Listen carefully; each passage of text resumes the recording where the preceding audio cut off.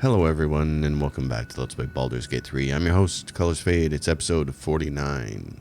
And this is the door that leads to, I believe, the final confrontation at Moonrise Towers. However, there is some content we missed here, and I'm not sure if the final confrontation of Moonrise Towers cuts us off from that or not. So I kind of want to go do that content before we finish. There is a morgue somewhere over in here that I found on one of my other playthroughs that I want to run through. And more importantly, at the Waning Moon, we missed something here that leads to a quest that goes to Baldur's Gate. Because again, I found it in another playthrough. And way up here on this portion of the map, there's some Kuatoas up here. So there's a whole bunch of content left to do. Not a whole bunch, but there's enough probably for at least one episode, if not two. And more importantly, I think I have finally found the magic group composition for myself with these characters, and I'm really excited to put them together. It's going to take a couple of tweaks. So we're going to go back to camp, we're going to tweak, and we're going to do all that content. It's going to take a little while to walk out of the tower, so I'm just going to clip that out so you don't have to see that. We will return and we'll be in camp. All right, we're back at camp, and there have been two fundamental changes to the party. This party rocks. Now, last time, remember, we changed Lizelle over so she could get Distracting Strike. That was really the only major change to her. She's awesome as a fighter mage. By the way, I think she's been fantastic the whole game. I'm not a huge fan of what they've done with the fighter subclass of Eldritch Knight.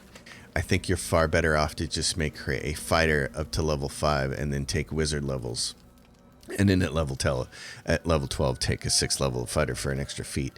It just works out better. You're going to end up with higher level spells for her, and she's still going to be hugely powerful as a fighter. But the change was twofold here. One was we changed our paladin over to a paladin of devotion, and there are a couple of really nice reasons for this. I took Oath of Vengeance originally because before I even started the game, I was like, what the hell should I play?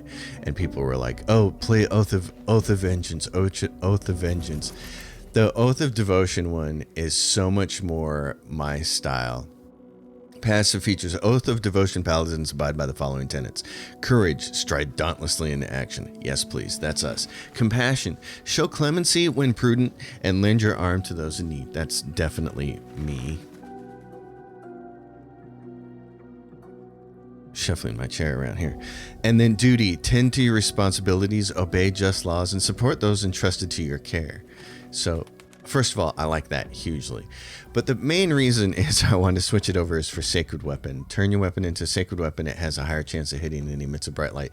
It adds your charisma bonus to your strength for your attack. The one thing I've noticed with Jadruk so far through the game is we've had a problem hitting things. And with Lizelle, she can use her precision attacks from her Battlemaster class, but Jadruk can't.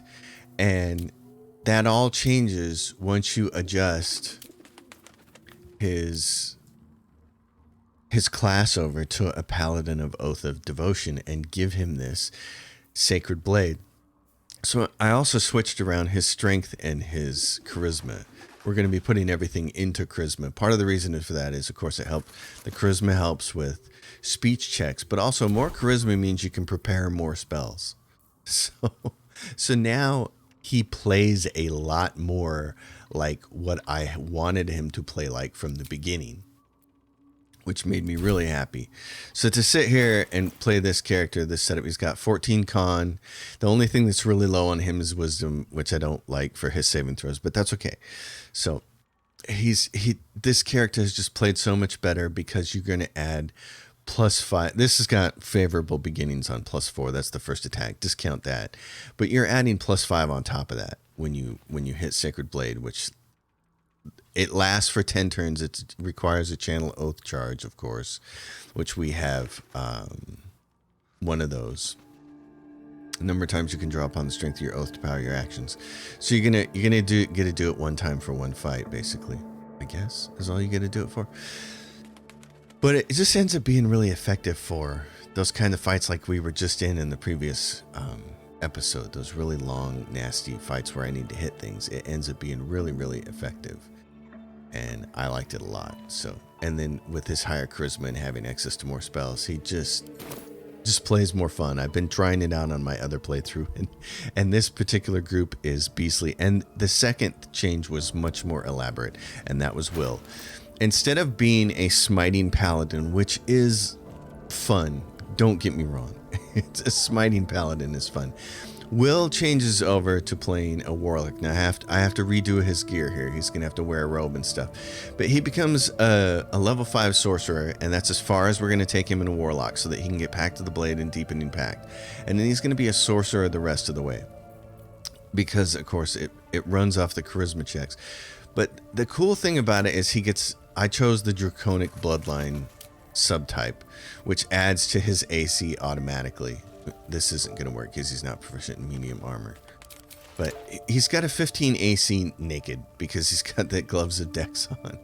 And so you can't cast Mage Armor on him because it doesn't stack with the Draconic Bloodline.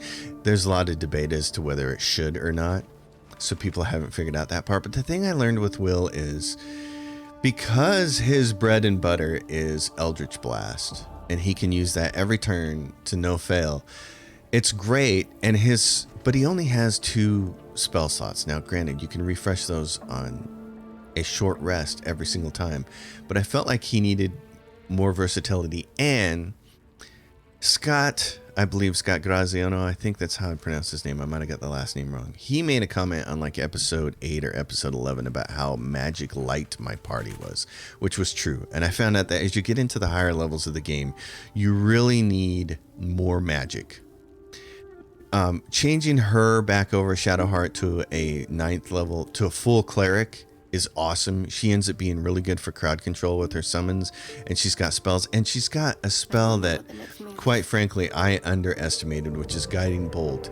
This is an awesome spell, and the reason it's awesome is because Dungeons & Dragons 5th edition changed the rules, and maybe they changed this in 4th edition, but instead of having 6 different versions of a spell and having to get each level, and to economize how many spells that you have to have memorized, they've done something that's really smart. In fact, I think Pathfinder might want to adopt this. You have a spell and you can upcast it. So you can choose to cast it as a level 1, 2, 3, 4, 5, etc. spell. Just like why I kept wondering, why is there only Cure Wounds and not... There's Cure Light Wounds, Cure Medium Wounds, Cure Serious Wounds, Cure Critical Wounds. That's the old Dungeons & Dragons system, and that's the system that Pathfinder uses. I love this so much better. I love the upcasting. Well, that makes Guiding Bolt like her bread and butter spell, because she can just figure out, well, what spells do I have? Do I need to really kill something? Okay, you upcast it as a level 4 spell. Bang! And it's dead. And she's really effective at crowd controlling, at getting enemies to attack things. Guardian of Faith is awesome now that I understand how to use it. Animate Dead is nice, but she's got to be standing next to something. Spiritual Weapon is cool. And she's got a few more other things. Bestow Cursed. She's got an item for telekinesis. And she's got Turn Undead, Polymorph, Fear, Dominate Person, Planar Binding, which is really cool. Target an otherworldly creature and attach its consciousness to your own. It will follow and fight for you as an ally. So if she needs, Will can use his curse for wisdom, and then she can hit with that. So she just ends up being really way better as a cleric. I kept thinking I needed more melee power, but this is enough. If you have a paladin who can hit, and a fighter mage who can hit, and Will can do Pact of the Blade, and he can still hit if things get close enough, that's great. And it almost doesn't need to get close, because here's what I found is if you cast Hunger of Hadar, since it slows creatures down, this spell is incredible. It's difficult terrain, so they have to walk through it. It's also a cloud that keeps them from shooting out of it. They're blinded. And so as they're traversing across it, he takes and he keeps shooting Eldritch Blast at them and pushing them further back into the cloud as they have to keep walking through it. It's been super effective. So one move ahead. This particular group has been a lot of fun to play. I got to get Will's clothes set back up. So that's what we're going to do. And then we will get ready to go. So we're outside the gates, and there are a couple places we need to go. First of all, the waning moon off to the side here. We forgot something here.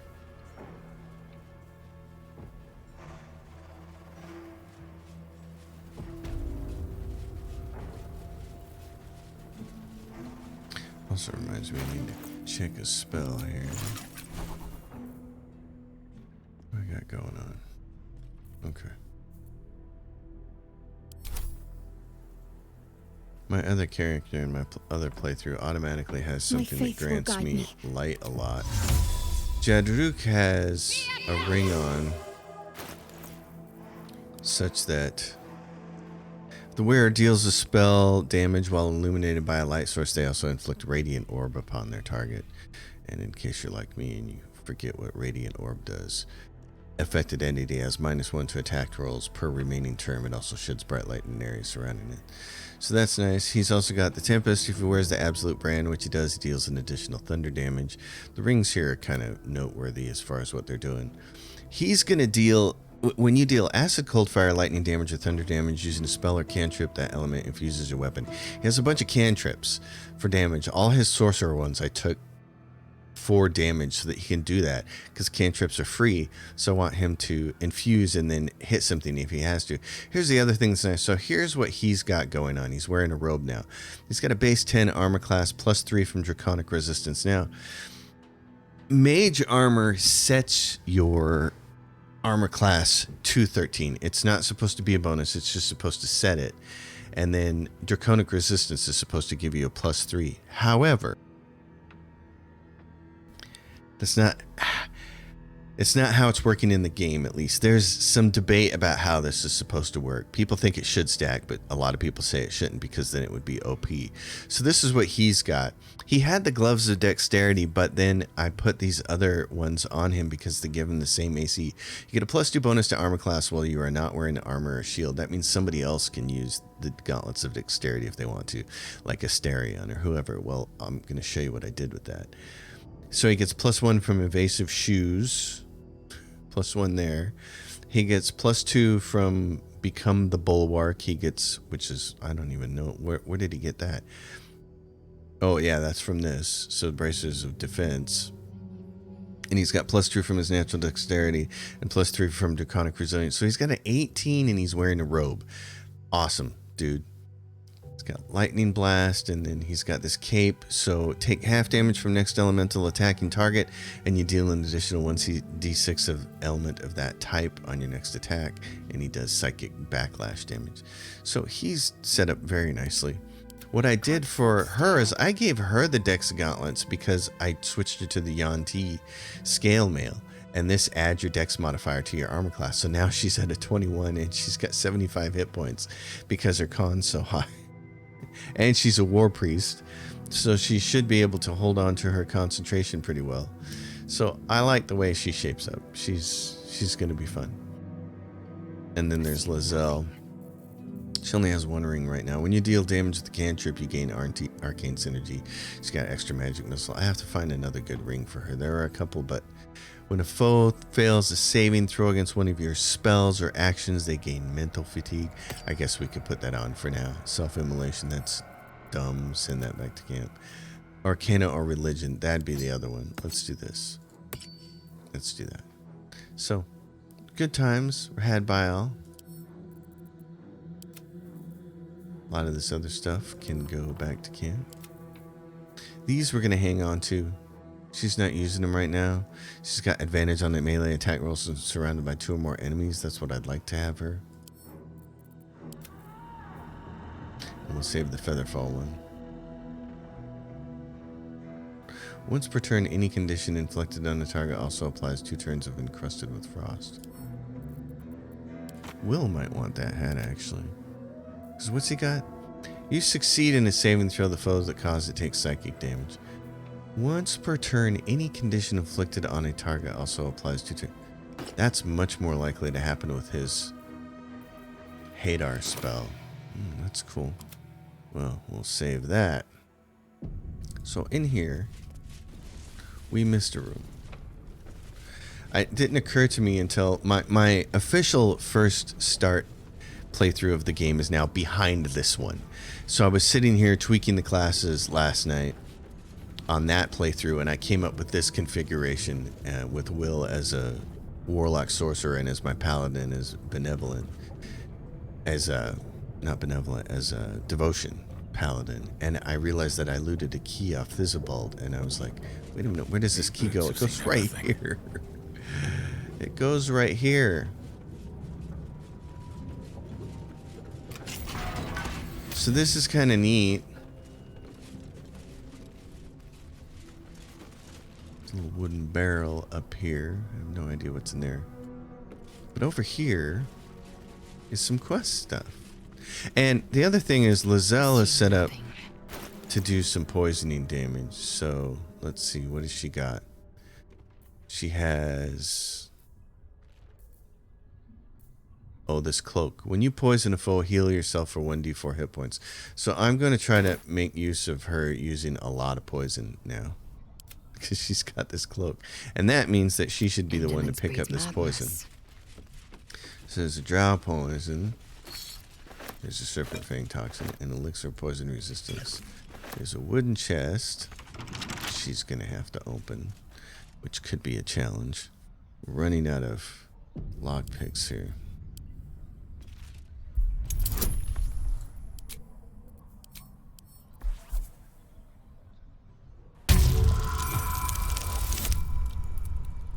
But that did it.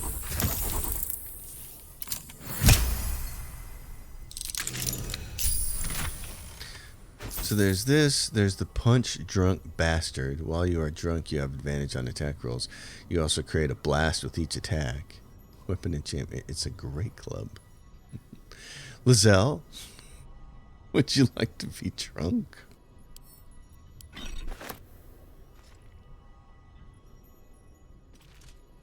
I just made myself cough from laughing so hard. On serpent venom toxin. Would you like to know something interesting? If you mix suspension of venomous fang with vitriol of Lalt Scandal, any vitriol will do. Out comes a poison drip, drip, drip. Oh, that's fun. So we learn the recipe unlocked for the serpent fang toxin, which means we don't actually necessarily have to take the book. Anybody gonna pass it? There we go. The trap is minor. Most of these traps are, which I appreciate. Appreciate that they don't kill me if I can't pass them.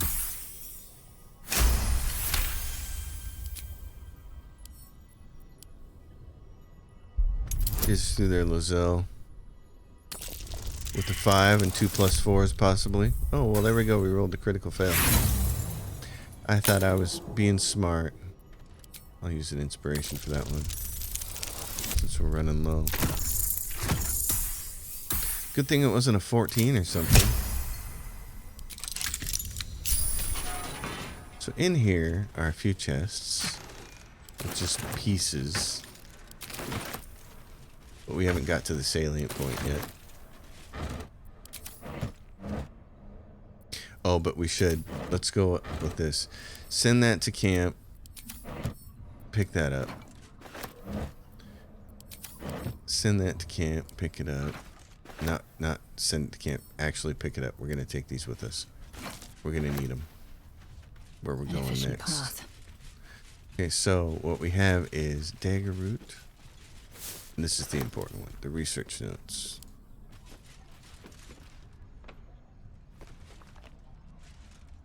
Research notes. They describe a powerful venom extracted from a rare purple worm. Distiller Thizabald Thorm sought to create a fatal poison using the worm's gullet. He procured several parts of a worm gullet, but rinsed one in error. The poison he brewed was noxious, but not fatal. Thizabald devoted months to formulating a deadly poison with the remaining ingredients, without success. After exhaustive experimentation, he was able to make a near-deadly extract from the glands. But to complete his poison, Thizabald required one last ingredient, the petals of a corpse rose. The book's index reveals corpse roses may grow near tombs, mausoleums, and particularly redolent cadavers, Theobald enlisted a courier from Baldur's Gate to obtain corpse rose petals and other ingredients and deliver them to a covert location. Unfortunately, a deep purple stain darkens the final page, obscuring the parcel's destination. So we have to figure this out, otherwise you're screwed. So investigate. Focus your eyes on the page. Mentally separate the blank ink from the purple stain. What do I get? I get guidance and it's a 14. Okay, come on, baby.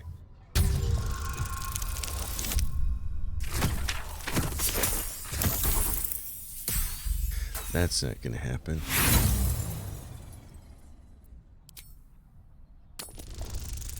Are we inspired?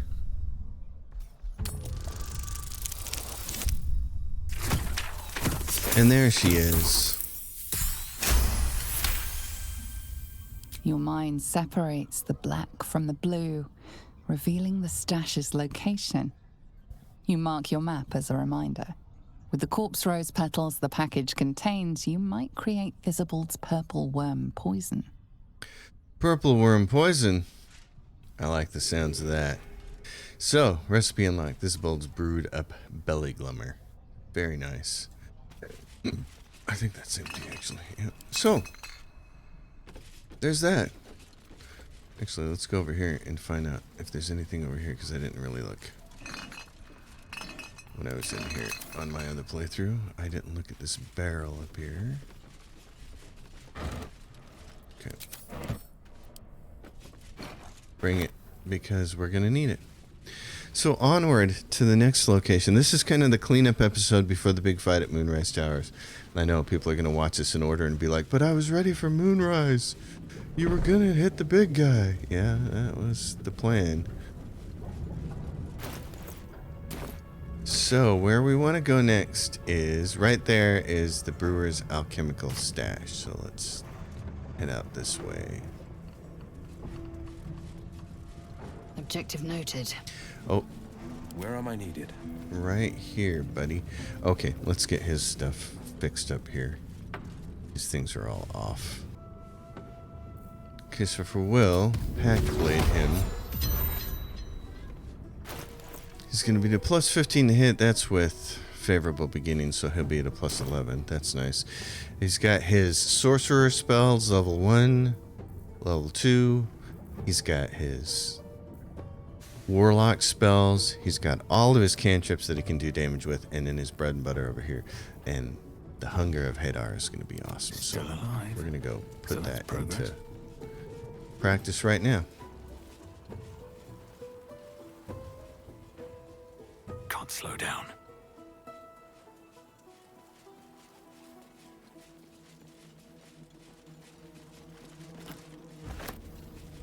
Now, where was it? How far up the road was it here? Oh, it's over here. This is where we fought the Githyanki. And this particular fight in my other game was so much easier with this particular party composition. That's when I started to feel like I'd finally gotten this party composition to where I wanted it to be, because certain things were becoming easier and easier. Something over there. I always tend to skew melee in these games and underestimate magic sometimes, and part of that comes from just years of playing second edition Dungeons and Dragons rules, where really it was fireball and haste, and that was it. It was like, why do I want to play a mage? He's going to get to cast a couple spells and then he's going to be useless for the rest of the day. So there's the record of the shipment. Sending you the requested ingredients as per your letter, including the purple worm glands. I'm eager to see the results of your experiments. Please send me some samples when it's complete. I have a few clients who would be very interested in the toxic fruits of your labors. So, now can we make this? What do we need to make this? Is it coating? Theobald's brewed up belly gummer. I need salt of corpse rose. Where's the corpse rose? Okay. Vitriol suspensions. Oh my goodness, I haven't messed with hardly any of this. Does it use everybody's extract all ingredients? Is that wise? Salt of corpse rose and suspension. Okay, I'm gonna take a second to do some of this. Okay, folks. This has been the worst time for recording an episode. It's just been awful. She ended up making that poison. It's this. Thisbald's brewed up belly glummer. Coat your weapon, and targets must succeed at a DC 17 Constitution saving throw or become poisoned, and take 1/6 poison damage at the end of each of its turns. That's great. We came through the mausoleum, which is in here, and I'm so sad that it didn't record. I'm like really sad. If you're playing the game, you know the mausoleum. There are vents here with a whole bunch of zombie corpses on them, and as soon as they stand up, then the poison comes out. Which is why earlier I was grabbing all those barrels for Lizelle, so that she could walk out into the poison and throw them on top of those things and make the poison go away. We did all of that. We got the key. There's a lever that you have to turn on in this room right here, and then there's a lever on the wall right here that opens this door with a 30 DC if you try to lockpick it, but the lever gets you in there for free. So you go in this room first, this room over here, grab some important, like 1 or 2 important things. There's a paralyzing poison in there. Flip this lever, come out here. Now we're here at the top of this cliff that overlooks into this nasty spot. This chest was over here, and this is when I started to realize that I hadn't been recording. I used Lizelle's natural ability to psionic jump. I put it on herself. She jumped over there, came back, and got this. And then she opened the gilded chest, and it ended up with a nice cloak. It's not that one, because she already had that one. It was a cloak that went here. This one. Whenever a creature deals melee damage to the wearer, that creature takes 1 to 4 acid damage. And now what we're going to do is have everybody go down here. So this is a neat little fight. This will be one of the last things we'll do for this episode. So everybody's plenty close. And Will is going to shadow step his way down here. So you have a potion, and it gets 3 people. So Boss Man here is now going to jump down. He can feather fall all the way down here. Try to get as far back as you can. And then you're going to go to her. Shadowheart's going to jump. There you go. And then you're going to get Lizelle. She's going to jump. Oh, we removed it off her bar. Where's the jumping one? Right there. Bar, lock it.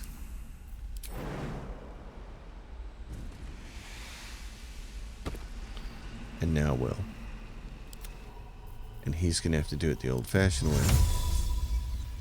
He's going to have to walk out to the edge and Misty step his way down. Okay, Will. Time to push my luck There we again. go. And now we're starting. You are very surprised. Yeah. So here comes the hollow armor. Dashing through the snow. It's going to jerk me down there. That's what he likes to do. Rolled a critical hit on Shadowheart. Oh, make that go away.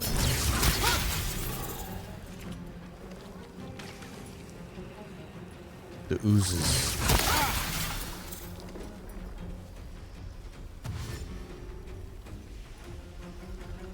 Dashing through the snow. Oh, that one's going to come up that way. Fun. Okay. Shadowheart. Yeah, we are going to have you go first. And here's what we're going to have you do. You're going to cast one of these guys. You're going to put him right about there. There we go. And then you're going to cast this thing. These things, if you check on them, they are resistant to slashing. So we're going to grab the big Warhammer Maul. And we're going to put that one right there. Stay busy. Strength drain on Jadruk. Oh, I don't like that. That's gonna make things harder. Okay. Yeah, I don't have anything to cure that.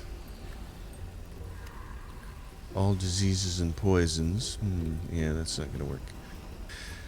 Okay, we'll have to wait for Shadowheart to cure us. Which means Lazelle's gonna come up here. Actually, Will, I think it's your turn. Let's do this. The blade will not bend. I know. We're going to move the blade over here. Okay, what do I want to do with you?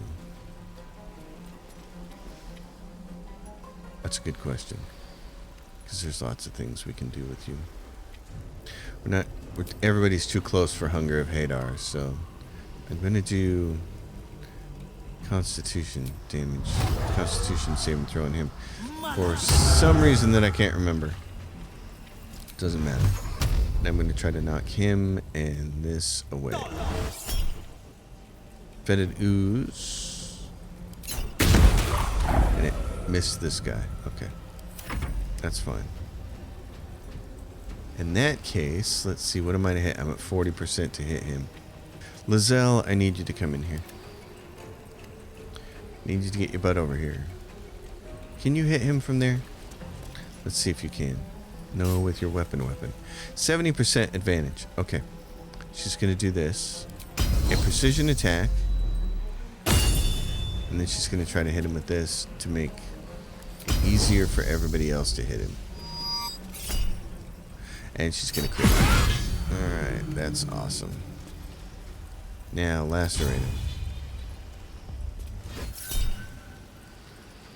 On the hollow armor, they need a 16 to save and they rolled a 19.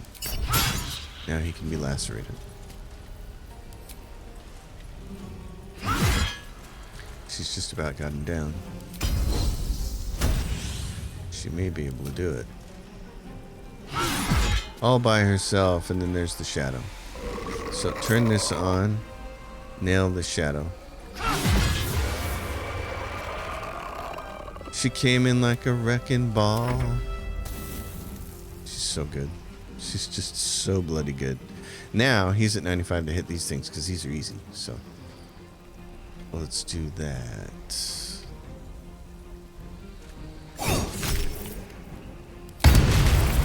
Let's smite this one a little further away, shall we? That one's dead. I like that plan.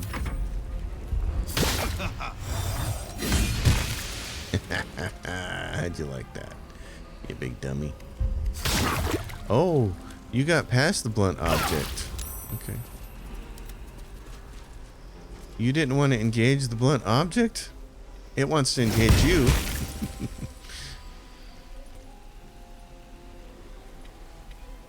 We're gonna have fetid ooze pancakes. Ready. No, darling. Get back to that, please. Okay, I am going to try to hurt some things then. Let's go for a cleave option. And now let's see who... You guys don't like fire very much, do you? Okay. Let's finish this. I agree. Lizelle, you are the party pooper. Turn this on since you're at a 99% chance to hit it. Yep. She's a menace. You got another resource right there. Oh, and she's going to critically miss that one. Will, you're actually going to get a chance to use your weapon if you want to. You want to use it?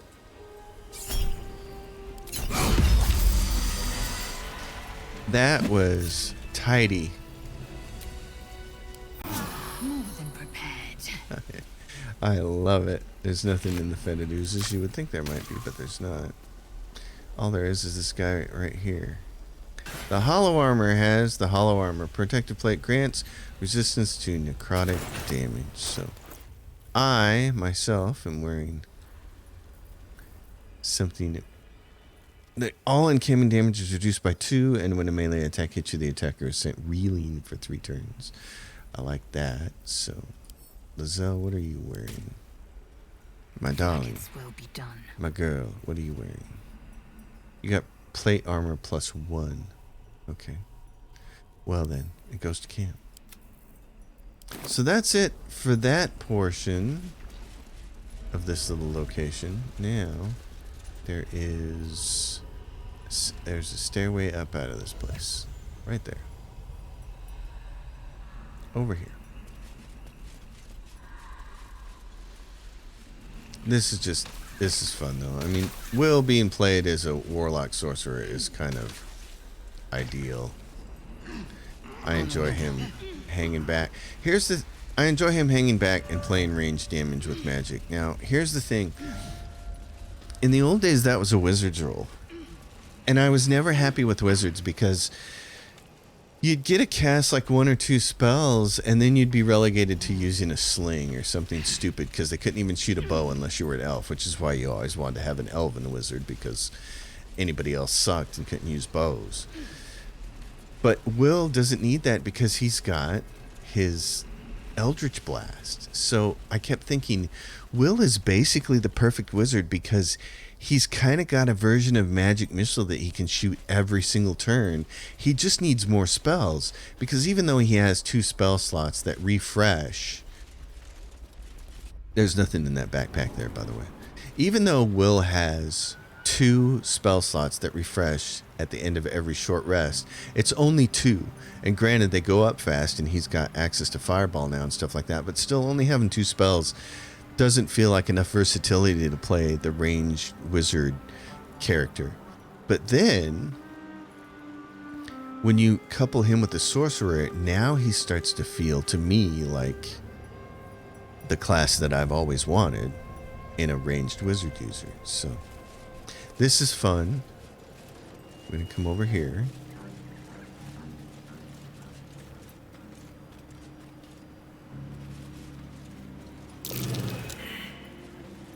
Everybody's perception failed. Wow. We're just going to do this then. Will, where are you? Can't believe that perception failed. Bunch of knuckleheads.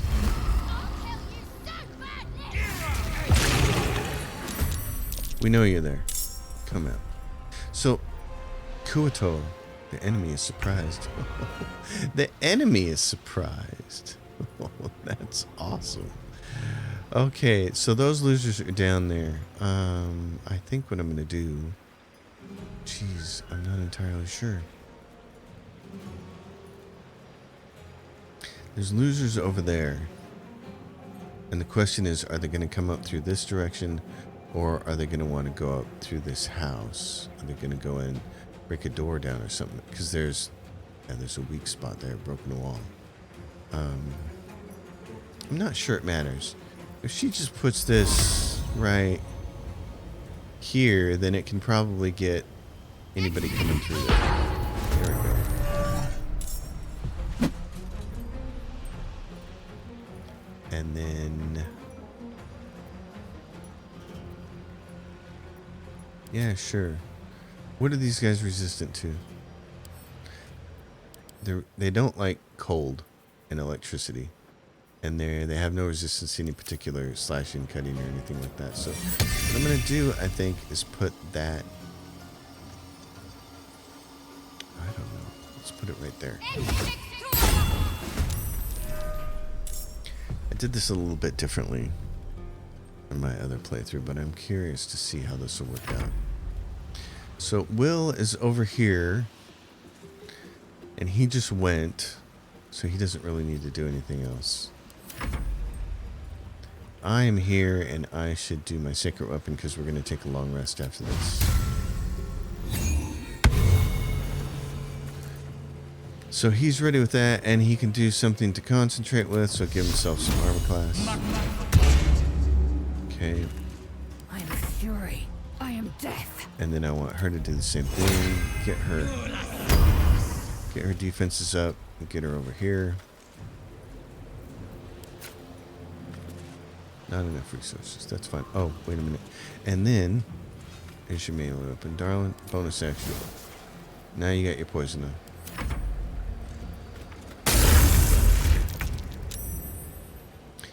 You can just stay there. Those guys don't like that. Some of them are dying already. So. Oh, I don't know. I mean, she could shoot. Shoot at this loser.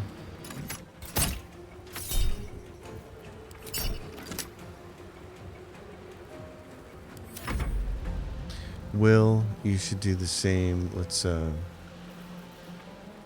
do ice, because that's what they don't like. Ice and electricity.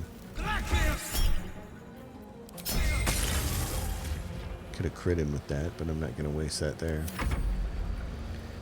Best thing for you to do, buddy, is shoot ice arrows. Sure, there's an arrow of ice. I only have the one. Arrow of solving. Arrow. Oh, I've got some more. Okay. Disadvantage or advantage on that guy. Just wiped out a bunch of them. That's awesome. That is awesome.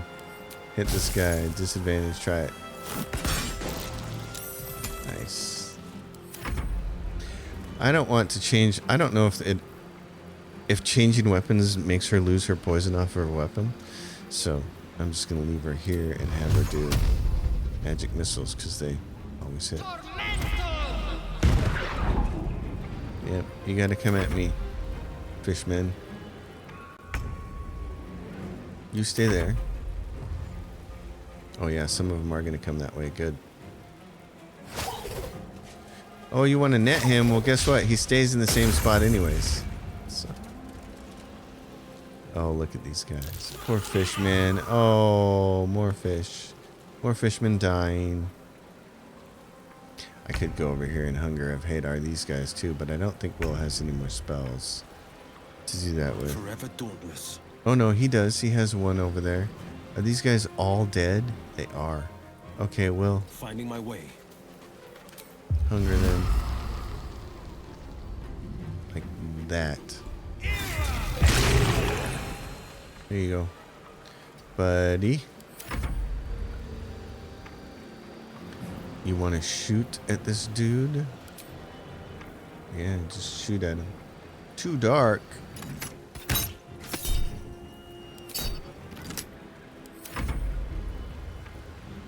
I can do the same thing here. I can run up there and smack him, or I can just, yeah. What the hell? Make him hurt a little bit.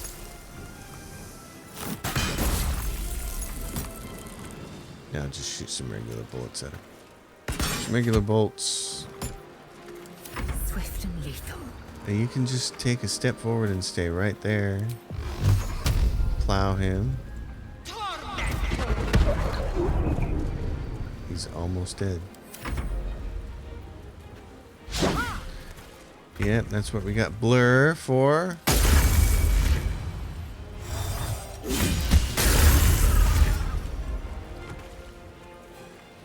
This is just brilliant.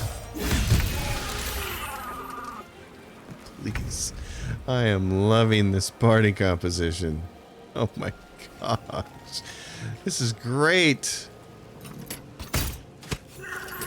Oh, wow. Will. You want to send them both back further into the darkness? Now they gotta walk even further through it. Oh, Our Lady. Girlfriend says, you're dead. Make way. Don't really need to do anything. Need to find a way forward. Don't even need to do that. That was as easy as I could have hoped for. Okay, first of all though, you gotta take this.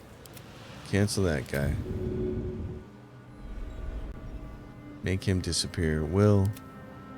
Make this disappear. That was nice.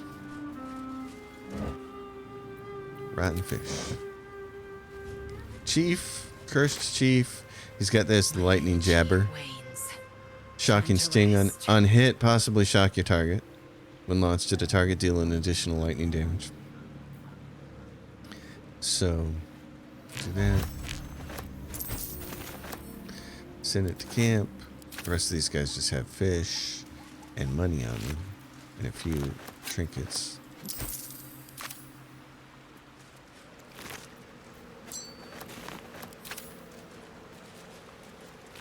So that's that. Get some more food here because, you know, who doesn't want fish?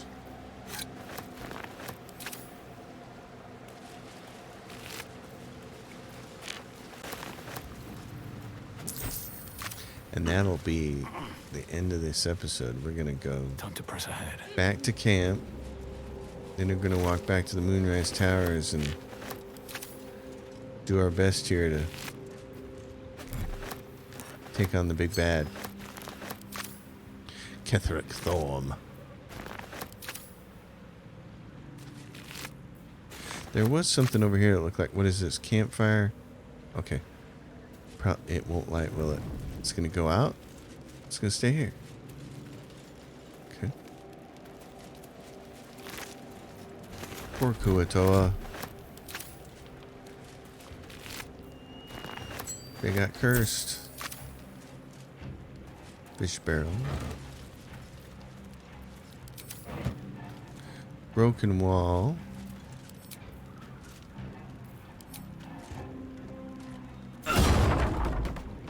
What the purpose of breaking that wall is, I don't know. There's this. It's unlocked. Orange shell. Starfish aren't worth much, I guess. So yeah. I don't think there's much else here. So that was it. This part of this region over here that I had no idea about. And of course it leads into the Grand Mausoleum, into this big crack over here that takes you to Shar's place. So we're ready to go back to camp, but first let's just go to the Moonrise Towers. So I thought it was smart to show all of this before we decided to go into Moonrise.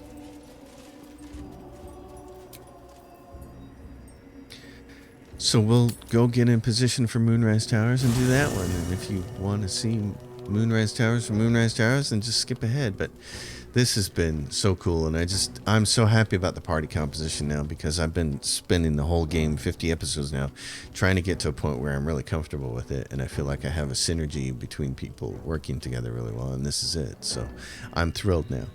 Everyone, thanks for this weird episode, and I'm sorry that the morgue didn't get recorded. Things happen. It can get hectic. See y'all next time. Like the video, subscribe, comments below. Until next, happy gaming, everyone.